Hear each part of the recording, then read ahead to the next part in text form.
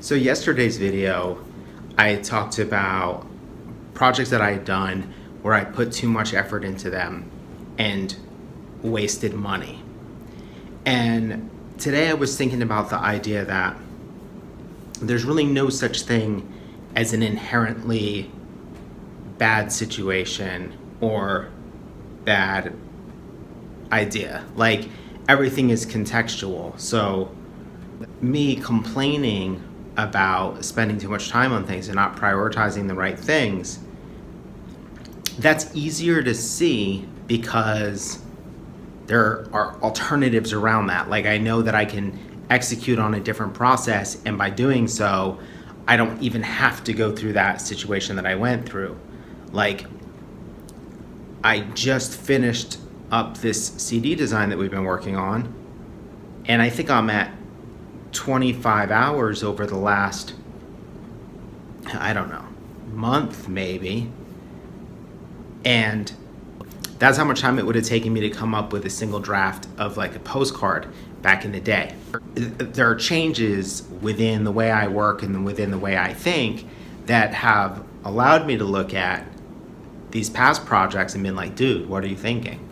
But let's say that I have no inclination to change my process whatsoever, and I want to continue to do projects at that scale, or as far as I'm concerned, like, the only way to do projects is this conceptual method or whatever your method is, and you're going to continue to apply that to postcards. So that got me thinking about, like, okay, if you were going to continue to do that, how could you do it in a way that is serving you and not screwing up your business? So to me, the biggest thing would be to figure out how to make sure that when you're putting whatever it might be, 40 hours into a postcard, how can you then leverage the labor that you've put into it? The obvious ones are the things that people do already, which is they put it on their website, they put it on social media, or maybe they make sure that there's a little design credit on the back. Those are like the ways that we normally do these things. But then there are the other ways to think about how you can leverage it. So, can you make content about the process of designing it, which is something that we do. I don't think I put as much effort into it as I should. The videos that you see, or if you check out our sort of like case study type stuff, those are typically me explaining our process to my students, and I just record it and share it. I don't really put much into it, but it's cool. It's nice that it's there, and it's nice to share. But does that become an intentional thing that you do? Do you take the physical samples of the postcards that you get, and every so often do you put together a mailing of the stuff that you make?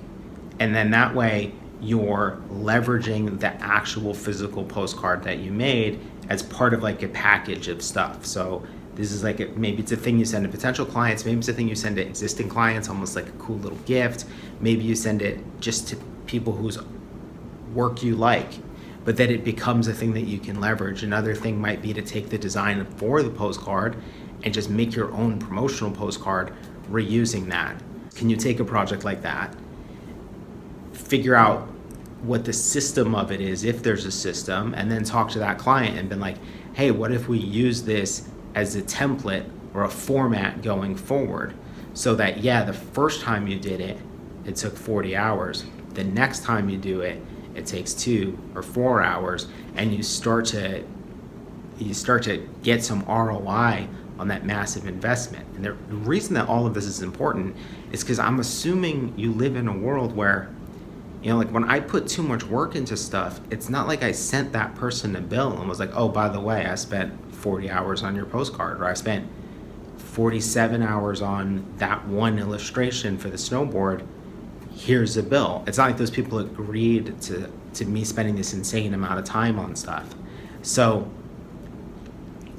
I don't think it's as simple as you can never spend too much time on stuff, but I think there's just an aspect of it that comes down to, if that's gonna be the way that you work, how do you get more value out of it? And And it's important to get more value out of it because I'm assuming that you're not getting adequate cash for the amount of work you would put into something like that. So those are a couple things to think about. If you're gonna go nuts and you're just gonna treat every project like it's the same, God bless you. But if you're gonna do that, how can you get something out of that so that you're not just putting tons of time into stuff with no return? I hope that's a helpful one. Have a good weekend.